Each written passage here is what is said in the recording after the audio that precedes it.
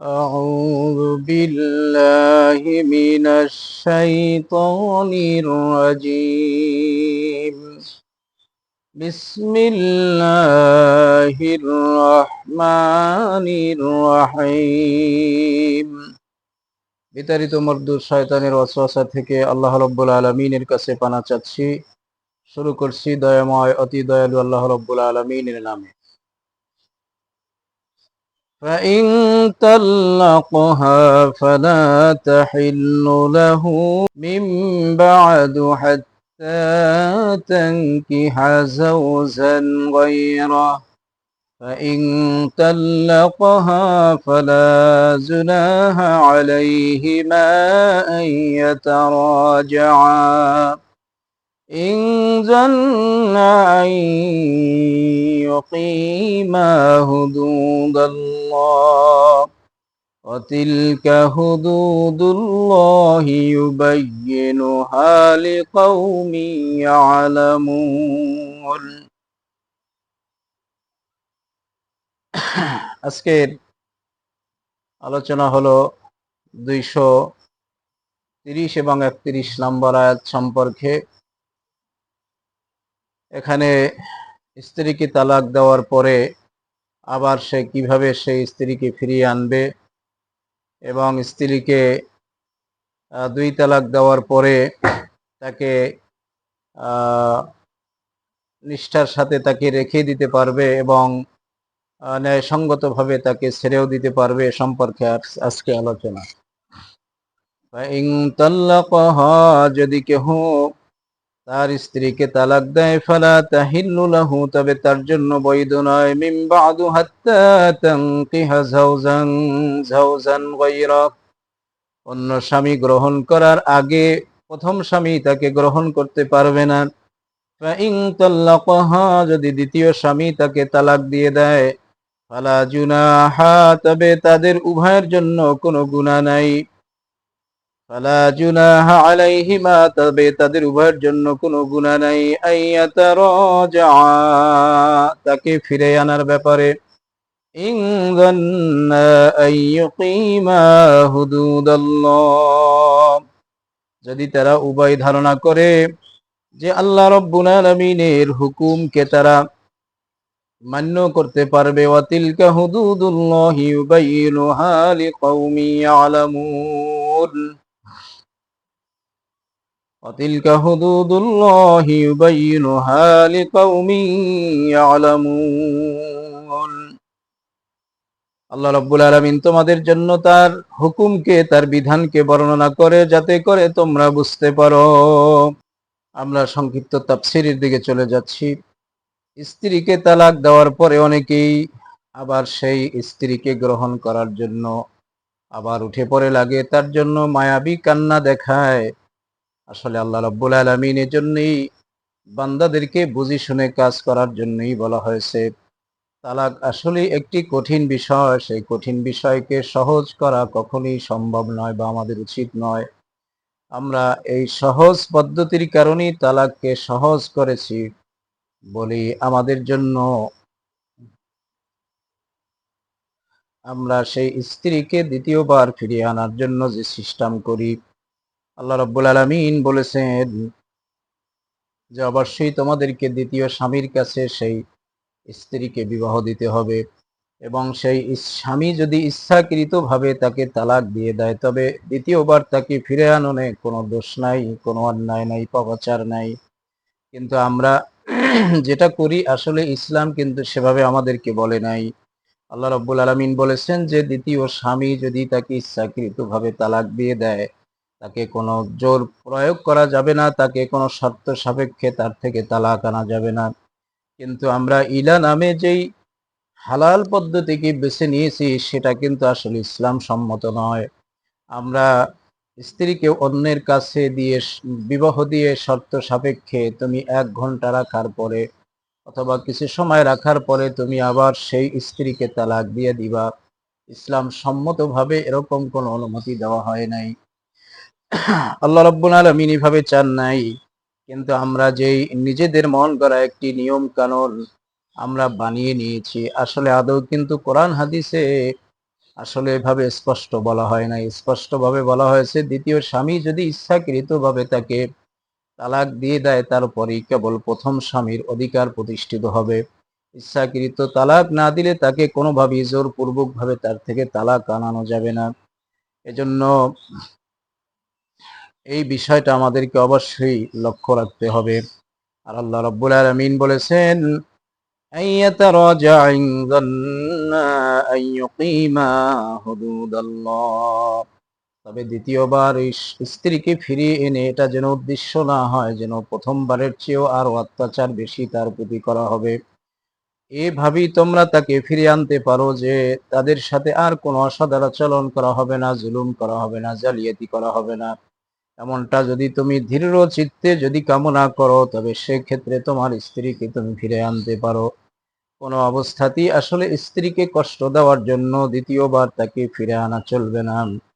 আল্লাহ রাব্বুল আলামিনের হাবিব জনাবে রাসূলুল্লাহ সাল্লাল্লাহু আলাইহি ওয়াসাল্লাম নারীদের সম্পর্কে বলেন যে আসলে বিদায় হজের ভাষণে পুরুষদেরকে বলা হয়েছে যে হে আমার উম্মতেরা, তোমরা যারা এখানে উপস্থিত আছো তাদের প্রতি আমার নসিহাত হলো, উপদেশ হলো, তোমরা যা খাবে তোমাদের স্ত্রীকে তা খাওয়াবে, তোমরা যা পরবে তোমাদের স্ত্রীকে তা পরাবে। এভাবে করে অধিকার প্রতিষ্ঠিত করা হলো। অর্থাৎ এভাবে করে মানে স্ত্রীর হক আদায় না করার কারণেই কিন্তু বিভিন্ন সমস্যা হয়ে যায়। আল্লাহ রাব্বুল আলামিনের হাবিব জনাবে রাসূলুল্লাহ সাল্লাল্লাহু আলাইহি ওয়াসাল্লাম উভয়ের উভয়ের অধিকার প্রতিষ্ঠিত করেছেন। যেমন নারীদের ব্যাপারে পুরুষদেরকে বলেছেন, আবার পুরুষদেরকে নারীদের ব্যাপারে বলা হয়েছে। উভয়ের প্রতি একটি হক আছে। আল্লাহ রাব্বুল আলামিন বলেন কোরআনুল কারীমের ভিতরে হুন্না লিবাসুল লাকুম ওয়া আনতুম লিবাসুল লাহুন্না।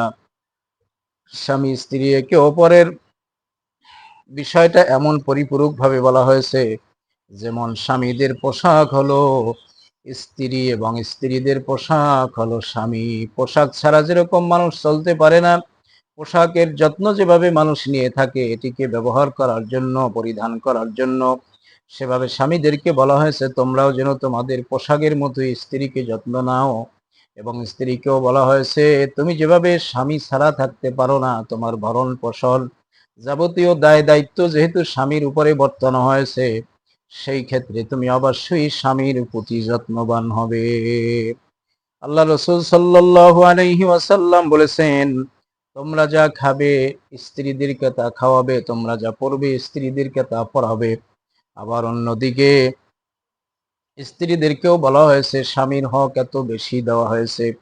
আল্লাহ রাসূল সাল্লাল্লাহু আলাইহি ওয়াসাল্লাম বলেছেন মহিলাদের চারটি কাজ, এই চারটা কাজ যদি সে ফরজিয়াত এই চারটি কাজ করে তাহলে জান্নাতের যে কোনো দরজা দিয়ে সে জান্নাতে প্রবেশ করবে। এর মধ্যে অন্যতম কাজ হলো স্বামীর খেদমত।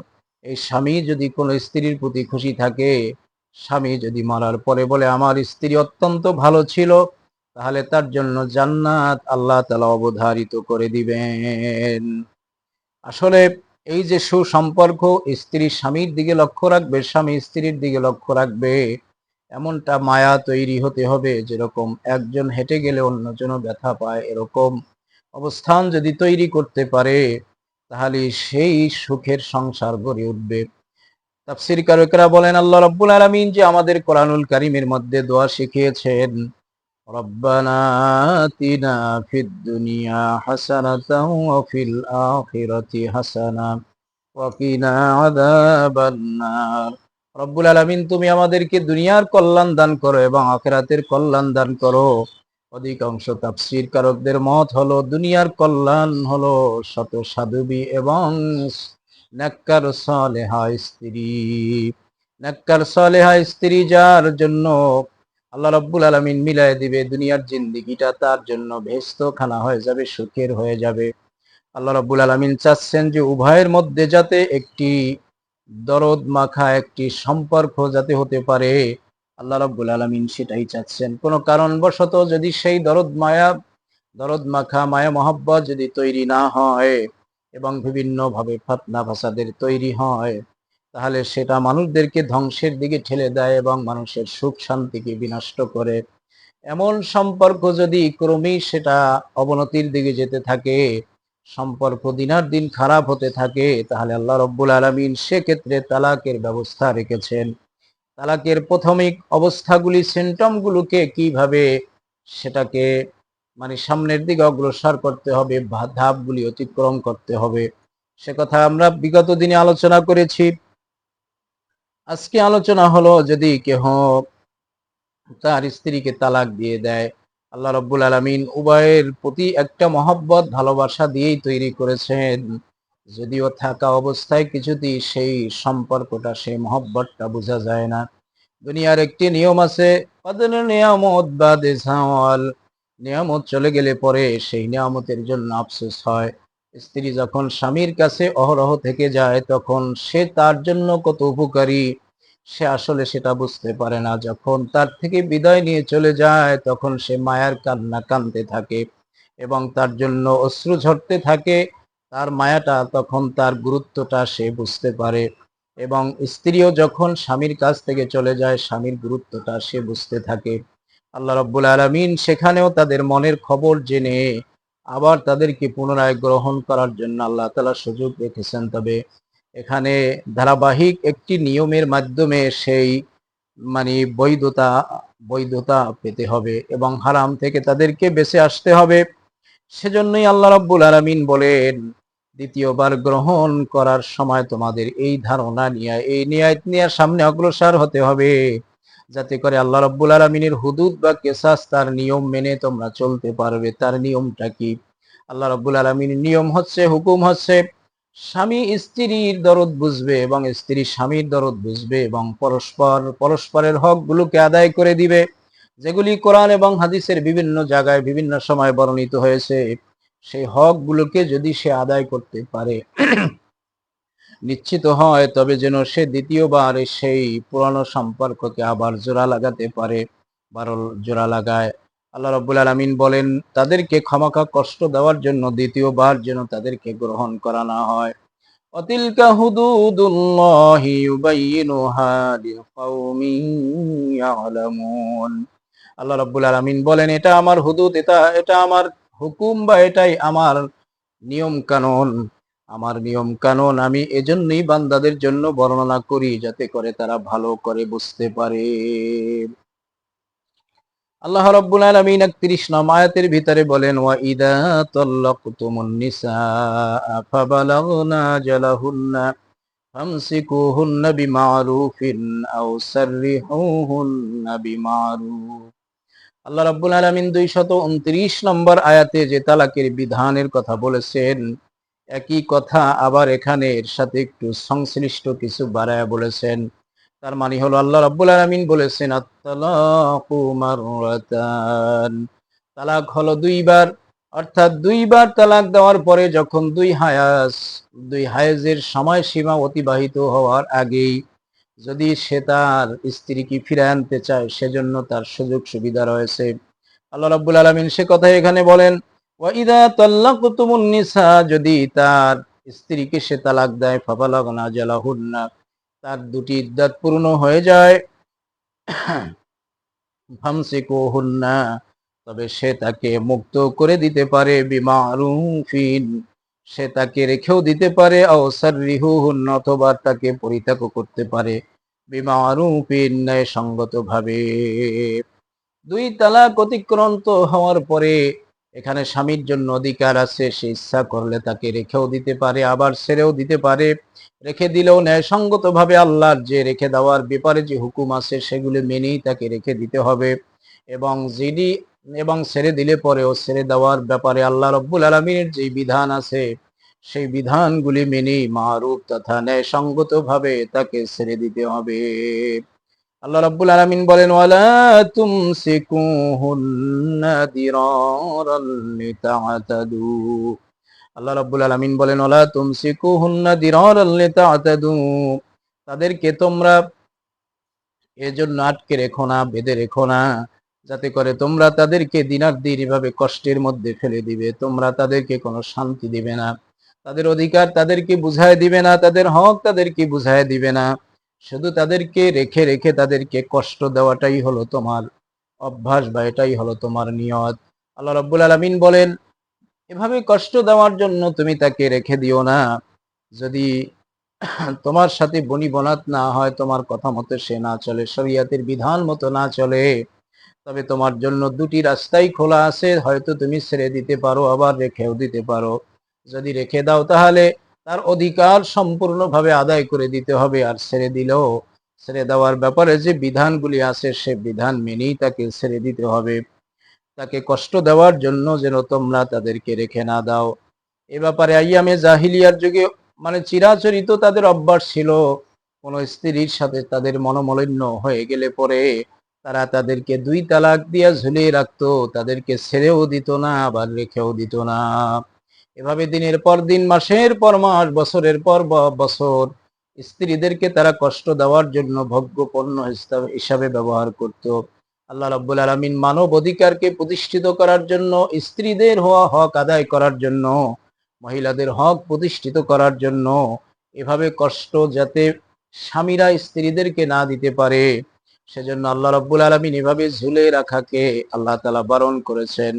আল্লাহ রাব্বুল আলামিন বনিবনাত না হলে তাদেরকে হয়তো ছেড়ে দিতে বলেছেন, নচিত রেখে দিতে বলেছেন। মাঝামাঝি অবস্থায় তাদেরকে কষ্ট দেওয়ার জন্য রেখে দেওয়াটা আল্লাহ তাআলা অবৈধ ঘোষণা করেছেন। আল্লাহ রাব্বুল আলামিন বলেন, এমন যারা করবে, রেখেও দিবে না, ছেড়েও দিবে না, কষ্ট দেওয়ার জন্য তাদেরকে রেখে দিবে, আল্লাহ বলেন, ওয়ামান ইয়াফআল যালিকা ফাকাদ যালামা নাফসা, এই ধরনের কাজ যারা করবে, শুধু রেখে রেখে তিলে তিলে তাদেরকে কষ্ট দিতে থাকবে, আল্লাহ রাব্বুল আলামিন বলেন, তাহলে যেন সে তার নফসের উপরে জুলুম করলো। কারণ হলো কিভাবে সে নফসের উপরে জুলুম করলো? কারণ স্ত্রীর হক সে আদায় না করে সে নফসের উপরে জুলুম করলো। কারণ গুনার কাজ যখন মানুষ করে, এই গুনার কাজ করার কারণে নফসের উপরেই মূলত জুলুম করা হয়। কারণ হলো গুনার কাজ করলে পরে মানুষ জাহান্নামে যাবে। এই জাহান্নামে গিয়ে যখন কষ্ট ভোগ করবে, কবরের আযাব ভোগ করবে, হাসরের আযাব ভোগ করবে, বান্দার নিজের উপরেই এগুলি চলে আসবে, অসহ্য যন্ত্রণা। কাজেই গুনাহ করার কারণে তার শরীরের উপরে নিজেই জুলুম করলো, নিজের ধ্বংসকে নিজে ডেকে আনলো। এজন্য আল্লাহ তাআলা বললেন, যে ব্যক্তি স্ত্রীর হককে বিনষ্ট করলো অথবা অন্য কোনো গুনার কাজ করলো, সেজন্য নিজের উপরেই জুলুম করলো। আল্লাহ রাব্বুল আলামিন বলেন, ওয়ালা তাত্তাখিযু আয়াতিল্লাহি হুজুয়া, আমি আল্লাহ রাব্বুল আলামিনের দেয়া বিধানগুলোকে তোমরা হাসি তামাশার বস্তু বানায়ো না। আল্লাহ রাব্বুল আলামিন এখানে ইঙ্গিত দিয়েছেন, আমি কোরআনে যেগুলি আদেশ নিষেধ করেছি সেগুলি মুসলমানকে মেনে নিতে হবে। এর বিপরীত নিজের একটা আইন তৈরি করে আল্লাহ রাব্বুল আলামিনের আইনের গুরুত্ব কমাই দিলে চলবে না। আল্লাহর আইনকে হাসি তামাশার বিষয় বানানো যাবে না। বর্তমান সময়ে যে ডিভোর্স এর আইন চলছে, মহিলারা যে ডিভোর্স দিচ্ছে, আসলে সেই ডিভোর্স গুলি আসলে অনেকটাই অবৈধ ক্ষেত্রে চলে যায়। এখানে মহিলাদেরকে তালাকের অধিকার দেওয়া হয়েছে, খোলা তালাক বলে একটি তালাক আছে। তাও সে স্ত্রী স্ত্রী যদি স্বামীর থেকে বের হয়ে যেতে চায় এবং তার বিবাহ আবদ্ধ থেকে সে মুক্ত হতে চায়, এখানে কোরআন এবং হাদিসের আইন হলো স্বামীর এই বিবাহের সমস্ত খরচাগুলি বহন করার ক্ষতিপূরণ দিয়ে তাকে খোলা তালাক নিতে হবে। কিন্তু আমরা ইচ্ছা করি যে বিভিন্নভাবে ডিভোর্সের দিকে এগিয়ে যাই। আল্লাহ রাব্বুল আলামিন সেগুলোকে নিষেধ করেছেন, এবং অন্যান্য ক্ষেত্রে যে আল্লাহ রাব্বুল আলামিনের হুকুমকে আমরা তামাশার বস্তু হিসাবে গ্রহণ করি, আল্লাহ রাব্বুল আলামিন এই তামাশার বস্তু গ্রহণ করা থেকে, তামাশার বস্তু হিসাবে তার হুকুমকে আমাদেরকে বানাতে আল্লাহ রাব্বুল আলামিন নিষেধ করেছেন। আযকুরু নি'মাতাল্লাহি আলাইকুম, আল্লাহ রাব্বুল আলামিন বলেন, আমি যে তোমাদেরকে নিয়ামত দিয়েছি, ওমা আনজালা আলাইকুম মিনাল কিতাবি ওয়াল হিকমাতি ইয়াইযুকুম বি, আমি কিতাব এবং হিকমা দিয়ে তোমাদেরকে যে উপদেশ দিচ্ছি, হুকুম বাতায় দিচ্ছি, তোমাদেরকে সতর্ক সাবধান করতেছি, এটা তোমাদের জন্য বড়ই নিয়ামত। কারণ তোমরা ইতিপূর্বে কিছুই জানতে না, নিজেদের মন গড়া তোমরা অনেক কাজগুলি করতে, অর্থাৎ আইয়ামে জাহিলিয়ার যুগে নিজেদের মন গড়া জীবন ব্যবস্থা তোমরা পরিচালনা করতে, আমি আল্লাহ রাব্বুল আলামিন তোমাদের জন্য এক নিয়ামত স্বরূপ কিতাব পাঠায় দিলাম। যে কিতাবের ভিতরে তোমাদের ভালো মন্দ তোমাদের সমস্ত দিক নির্দেশনা সেখানে বলে দিলাম। অবশ্যই তোমাদের জন্য এটা হলো একটা নিয়ামত। আর সে নিয়ামতের শুকরিয়া আদায় করার জন্য, আল্লাহ রাব্বুল আলামিনের নিয়ামতকে স্মরণ করার জন্য বান্দাকে বলা হয়েছে। আল্লাহ রাব্বুল আলামিন এই আয়াতের শেষের দিকে বলেন, ওয়াত্তাকুল্লাহ, তোমরা আল্লাহ রাব্বুল আলামিনকে ভয় করে চলো। ওয়ালামু আন্নাল্লাহা বিকুল্লি শাইইন আলিম। আল্লাহ রাব্বুল আলামিন এখানে ওয়াত্তাকুল্লাহ বলে ইঙ্গিত করেছেন স্বামী স্ত্রীর মধ্যে যে মনোমালিন্য বিভিন্ন ভাবে সমস্যা দাঁড়িয়ে যায়, এক্ষেত্রে শুধু স্ত্রীকে একাকী দায়ী করো না, কারণ সেখানে অনেক হুকুম হয়তো, অনেক অধিকার হয়তো তুমি নিজে উল্লঙ্ঘন করেছো, শুধুই তার একারই দোষ দিচ্ছ।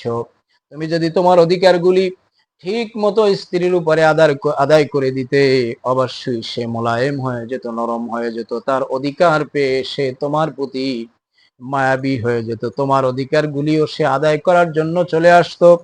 কিন্তু তুমি শুধু চাচ্ছ যে সমস্ত অধিকার সে, আমার অধিকার সব সে আদায় করে দিবে, আমি কিছুই আদায় করব না। আল্লাহ রাব্বুল আলামিন এখানে ওয়াত্তাকুল্লাহ বলে আয়াতের মধ্যে পূর্বপর যে ঘটনাগুলি বলা হয়েছে, আল্লাহ রাব্বুল আলামিন ইত্তাকুল্লাহ বলে সেই ব্যাপারে ইঙ্গিত দিয়েছেন যে বান্দা, তুমি শুধু স্ত্রীর দোষারোপ করতেছো, নিজের তো অনেক ভুল ভ্রান্তি আছে। আল্লাহকে ভয় করে এগুলি তুমি সংশোধিত হয়ে যাও, তাকে সংশোধন করার জন্য চেষ্টা করো। এটা যদি না হয়, শুধু তোমার দোষগুলি নিজের মধ্যে চাপাই রেখে তুমি শুধু তার সমস্ত দোষগুলি তার উপরে উঠাইয়ে দিয়া তাকে তুমি পৃথক করে দিতে চাও, অবশ্যই কিন্তু এটা তাকওয়ার ব্যাপার। আল্লাহ রাব্বুল আলামিনকে তুমি ভয় করে নিজের ত্রুটিগুলোকে সংশোধন করে তুমি সামনের দিকে তার হকগুলি আদায় করে দাও। আল্লাহ রাব্বুল আলামিন দ্বিতীয় ইঙ্গিত দিয়েছেন, আলামু আন্নাল্লাহা বিকুল্লি শাইইন আলিম। আল্লাহ রাব্বুল আলামিন বলতেছেন, তোমরা অবশ্যই জেনে রাখো আমি সমস্ত বিষয় সম্পর্কে জ্ঞান রাখি। তোমাদের স্বামী স্ত্রীর মধ্যে কার দোষ, কার গুণ, কার দোষ ত্রুটি, কে কিভাবে চলাফেরা করে, কে কার হক আদায় করে কি করে না, কে কোন ভাবে চলে, আমি আল্লাহ রাব্বুল আলামিন অবশ্যই সবকিছু জানি এবং বুঝি। সুতরাং তোমাদের মধ্যে ঘটে যাওয়া বিষয়গুলি আমি অবশ্যই জানি। সেই ব্যাপারে তোমরা সতর্ক সাবধান হয়ে নিজের হকগুলি যদি তুমি আদায় করে দিতে পারো, এরপরে স্ত্রীর তরফ থেকে যদি তোমার হক আদায় না করা হয়, আমি অবশ্যই তাকে এই বিষয়ে প্রশ্ন করব, তোমাকে করব না। কিন্তু যদি তুমি খামাখাই দোষ নিজে করেছো, সেই দোষগুলি অন্যের উপরে চাপাই দিয়া তাকে দোষারোপ করে পৃথক করে দিতে চাও, অবশ্যই আল্লাহ রাব্বুল আলামিন তো সবকিছু জানেন। হাসরের ময়দানে এই বিষয়ও বিচারের আসনে উত্থাপিত হয়ে তোমার বিচার করা হবে। আল্লাহ রাব্বুল আলামিন